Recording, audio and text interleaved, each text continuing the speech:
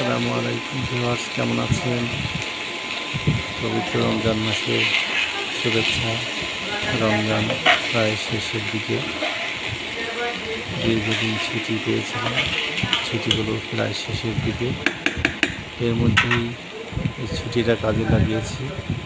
পরিবারকে একটু সহযোগিতা করতে গিয়ে মোটামুটি রান্নাবান্না মনে হয় একটু শিখে গেছি।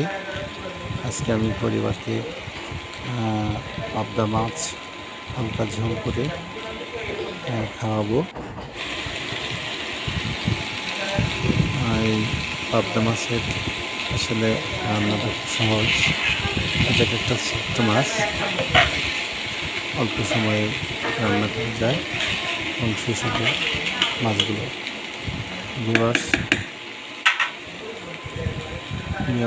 সবাই ভালো থাকবেন। অগ্রিম ঈদের শুভেচ্ছা। ঈদের শুভেচ্ছা রইল সবার জন্য। ঈদ সবার জীবনে অনামের আনন্দ বয়ে আনুক এই কামনা করছি। আসসালামু আলাইকুম ওয়া রাহমাতুল্লাহ।